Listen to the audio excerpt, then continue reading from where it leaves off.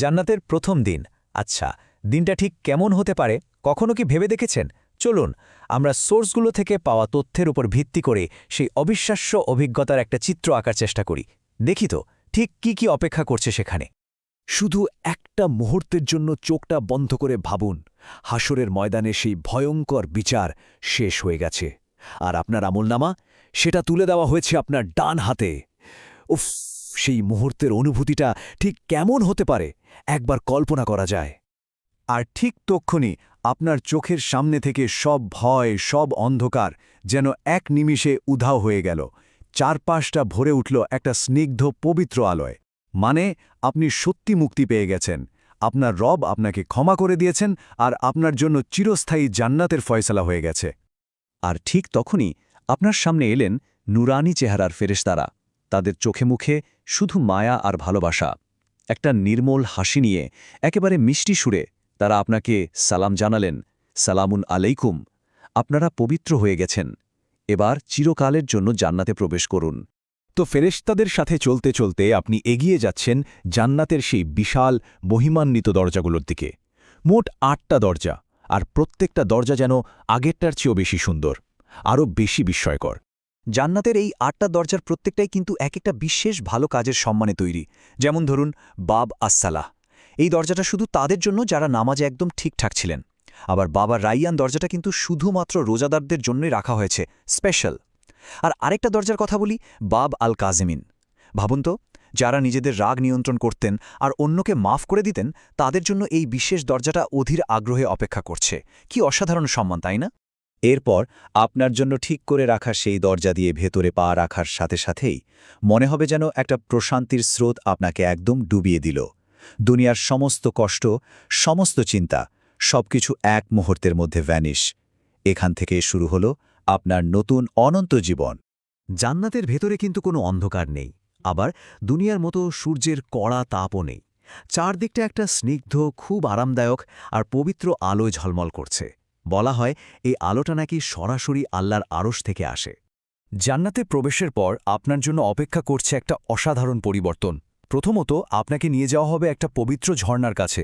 সেখানে গোসল করার সাথে সাথেই দুনিয়ার সমস্ত ক্লান্তি, সমস্ত অপবিত্রতা ধুয়ে মুছে সাফ হয়ে যাবে। আর যখন আপনি উঠে দাঁড়াবেন তখন আপনি শুধু পবিত্রই হবেন না, আপনার বয়স হয়ে যাবে ঠিক ৩৩, মানে অনন্ত যৌবন।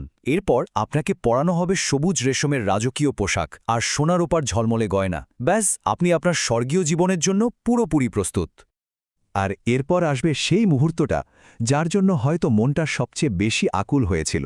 দুনিয়াতে আপনার যে প্রিয় মানুষেরা আপনার আগে চলে গেছেন, তারা সবাই আপনার কাছে ছুটে আসবেন দেখা করার জন্য। আর কি জানেন, সেখানে সবার মন একদম আয়নার মতো পরিষ্কার। কারো মনে কোনো রাগ, হিংসা বা অহংকারের ছিটে ফোঁটাও থাকবে না। আচ্ছা, প্রিয়জনদের সাথে দেখা তো হলো, এবার চলুন আপনার নিজের থাকার জায়গাটার দিকে একটু নজর দেওয়া যাক, মানে আপনার ব্যক্তিগত সেই প্রাসাদের দিকে। এটা এমন এক সাম্রাজ্য যা আমাদের যে কোনো কল্পনাকেও হার মানিয়ে দেবে। দূরে চোখ পড়তেই দেখতে পাবেন আপনার জন্য তৈরি করা সেই প্রাসাদ। এর চূড়াগুলো যেন আকাশ ছুঁয়ে গেছে। প্রাসাদটা বানানো হয়েছে সোনা আর রূপার ইট দিয়ে, যা স্বর্গীয় আলোয় ঝকমক করছে।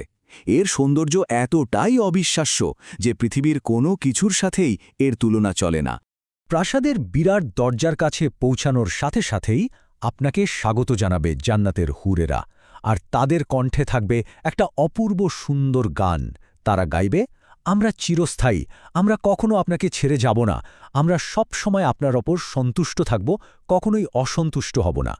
প্রাসাদের ভেতরে ঢুকে আপনি বসবেন মণিমুক্তা খচিত বিশাল এক সিংহাসনে। আপনার চারপাশে থাকবে চিরকিশোর সেবকেরা, দেখতে যেন ছড়িয়ে থাকা মুক্তোর মতো। হাসি মুখে তারা আপনার সব ইচ্ছা পূরণ করার জন্য প্রস্তুত। পাখির মাংস, মিষ্টি ফল, আপনি যা চাইবেন তাই হাজির হয়ে যাবে। আর প্রাসাদের নিচ দিয়ে বয়ে চলেছে দুধ, মধু, পানি আর পবিত্র শরাবের নদী। ভাবা যায় পরিবেশটা? এই পরম শান্তিতে বসে জান্নাতীরা নিজেদের মধ্যে দুনিয়ার জীবনের কথা বলবেন।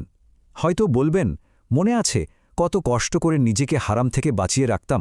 আর তারপর চারদিকে তাকিয়ে ভাববেন, দেখো সেই সামান্য কষ্টের বিনিময়ে আল্লাহ আজ কি বিশাল পুরস্কার দিয়েছেন। তাদের মনটা তখন গভীর কৃতজ্ঞতায় ভরে উঠবে। জান্নাতের এত নেয়ামত, এত সুখ, এত আনন্দের মাঝেও কিন্তু সবচেয়ে বড় পুরস্কারটা তখনও বাকি। এবার আসবে সেই চূড়ান্ত মুহূর্ত, যার জন্য প্রত্যেকটা বিশ্বাসী আত্মা অপেক্ষা করেছিল। হঠাৎ করেই জান্নাতের পুরো আকাশটা একটা অচিন্তনীয় অপূর্ব আলোয় ভরে উঠবে, আর ফেরেশতারা ঘোষণা করবেন, হে জান্নাতের অধিবাসীরা, তোমাদের রবের সাথে দেখা করার সময় হয়েছে। আর ঠিক তখনই মাঝখানের পর্দাটা সরিয়ে দেওয়া হবে, আর বলা হয়েছে যে আপনারা আপনাদের রবকে ঠিক তেমনই পরিষ্কারভাবে দেখতে পাবেন যেমনভাবে মেঘহীন আকাশে পূর্ণিমার চাঁদ দেখা যায়, কোনো রকম বাধা বা কষ্ট ছাড়াই। আল্লাহর সেই নূরের দিকে তাকানোর পর একটা অদ্ভুত অনুভূতি হবে।